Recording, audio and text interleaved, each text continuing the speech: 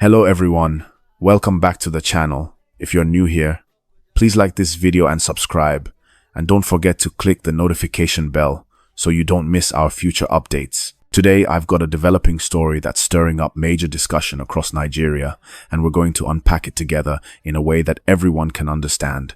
No jargon, no fluff.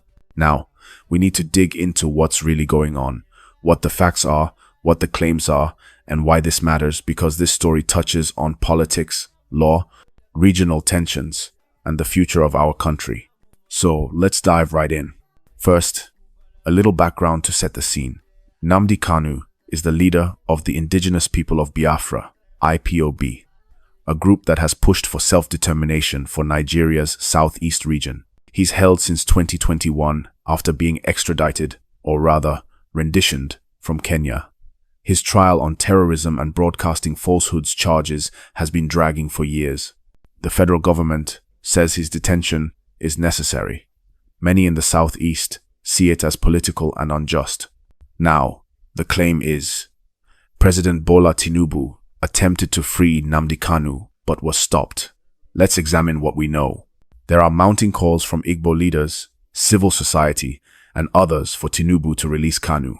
A recent article said, "The masses of Nigeria have come to the realization that holding Nnamdi Kanu is injustice. We call on you to use your executive powers." There is an analysis that says Tinubu will not release Kanu because of the political risk. Releasing him could be seen as giving in to secessionist agitation, alienating key blocs, etc. There is no credible, publicly documented source I found that confirms Tinubu formally tried and proceeded with a process to free Kanu and was blocked. I found claims and rumors, but not a clear official action laid bare in the public domain.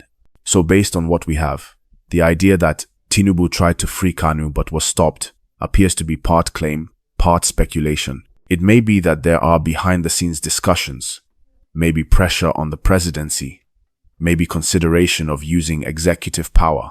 But publicly, the legal process continues, and the presidency has not formally announced such release. Because of that, as a presenter, I'll say, the story is alleged, and we should treat it with caution. Given that, here's how I would put the narrative to you.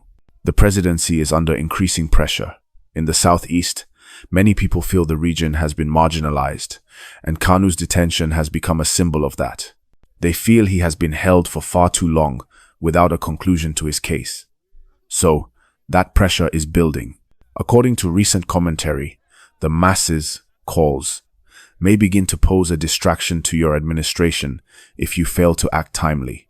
On the other hand, from the presidency's vantage point, there are big risks. Releasing Kanu could signal tendency to reward agitation, could upset northern political alliances, could embolden secessionist groups. That's why an article titled, "Why Tinubu Will Not Release." Now consider this scenario. Suppose Tinubu did attempt to free Kanu, perhaps in private discussions, perhaps via a legal review, perhaps via executive clemency, and was met with resistance from security agencies, from political blocs, from institutional inertia. That would explain the "they stopped him" angle. But, to be clear, we do not have confirmed public documentation that this path was formally taken and blocked. What we do know is the pressure is real, the demands are rising, and the legal process continues. Let's think about why this matters to you and me. If Kanu is released, it could significantly affect tensions in the southeast. There may be celebration, there may be renewed vigor in agitation, possibly more demands. For the presidency, a decision either way signals a lot: strength or weakness, responsiveness or capitulation, political calculation. For Nigeria as a whole, this touches on the unresolved issues since the Civil War: marginalization of the Southeast, identity, fairness, the rule of law versus political expediency.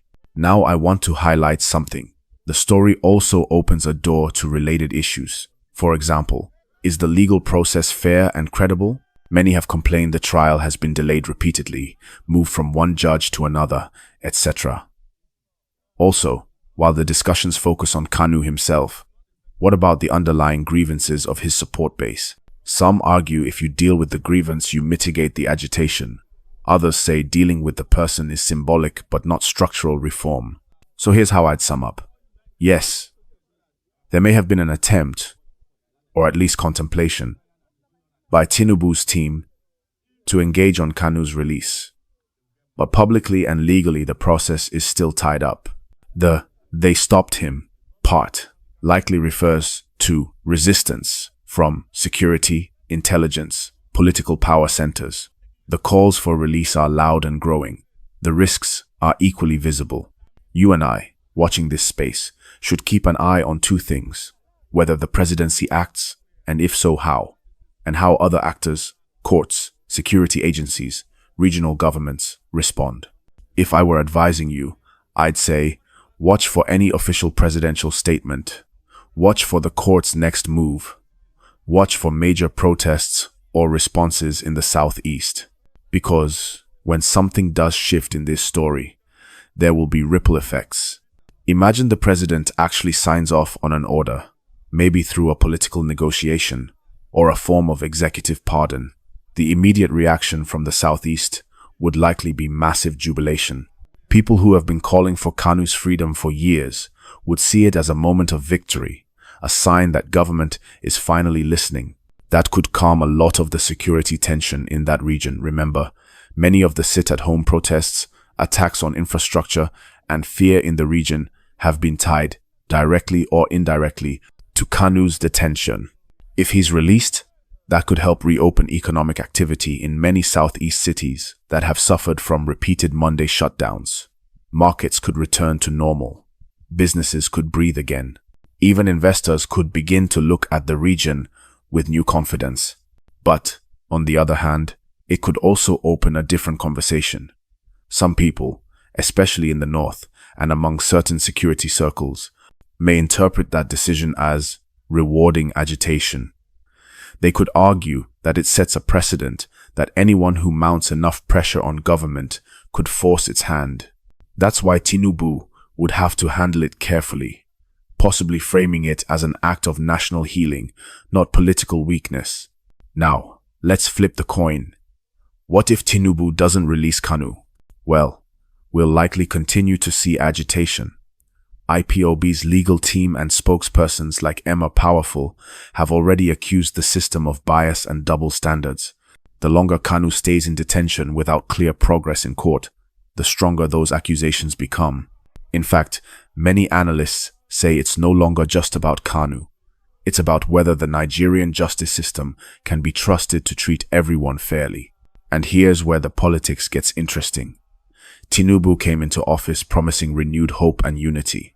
But if his administration appears indifferent to such a symbolic case, it might contradict that message, especially for people in the Southeast who already feel excluded from mainstream politics. Now, there's another layer to this gist. Remember that Kanu's legal team has been pushing for his unconditional release based on court rulings that said his arrest and rendition were unlawful. The Supreme Court has so far upheld the continuation of his trial, but there are still petitions and motions pending. Some say Tinubu could simply let the courts finish their work, while others believe the political solution is faster and more healing for the nation.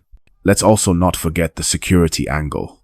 Nigeria is currently dealing with multiple security challenges: banditry in the northwest, insurgency in the northeast, kidnappings across the country, and agitation in the southeast. The government might be calculating whether freeing Kanu could help reduce one major headache, or whether it could spark a new wave of demands from other groups. Now, my people, let's talk truth. Whether you support or oppose Kanu, one thing we all want is peace, stability, and fairness in this country. The government needs to find a balance, a way to calm tensions without looking weak, and a way to show compassion without compromising national unity. If Tinubu indeed made an attempt behind closed doors to free Kanu and was stopped as some reports claim, then it means there are power struggles within the system. Maybe some top officials or agencies don't agree with that move. And that raises another question. Who really holds the power in this matter? The president, the judiciary, or the security establishment. That's why many Nigerians say the system must decide, not emotions. But others argue that emotion is part of leadership. After all, true leadership sometimes means doing what's unpopular but right for national healing. Let's not forget also that this issue might have a ripple effect on 2027 elections. Politically speaking, if Tinubu manages to find a peaceful resolution to the Kanu matter, it could win him goodwill from the Southeast, a region that has historically not voted massively for his party. But if he doesn't, the opposition could use it as a campaign point, saying his government ignored one of Nigeria's biggest unity tests. Now viewers, think about it. Should the president risk political backlash to make a peace move? Or should he stick strictly to the rule of law, even if it takes years to resolve? Drop your thoughts in the comment section. I want to know what you think. And while you're there, please like this video and subscribe, because this story is still developing and we'll be following it closely here. Before we round up this part, let's quickly touch on another related issue: the silence of some key institutions. IPOB recently challenged the Nigerian Bar Association, saying lawyers should be more vocal about Kanu's continued detention. They accused the NBA of turning a blind eye to what they called a constitutional injustice. That alone shows how the issue is not just political. It's also a test for Nigeria's legal system and civil rights space. As it stands, the courts will resume hearings soon, and there are rumors that another negotiation might happen behind the scenes before the year ends. Whether that leads to a breakthrough or another stalemate remains to be seen. So in summary, this gist is not over yet. The tension, the political calculations, the pressure from both sides, everything is building up. Nigerians are watching to see whether President Tinubu will take a bold step or play it safe. Alright, my people, that's where we'll stop for now. If you enjoyed this breakdown, please like this video, share it, and subscribe to the channel. Let's keep the conversation going in the comments. Do you think Kanu should be freed now or face trial to the end?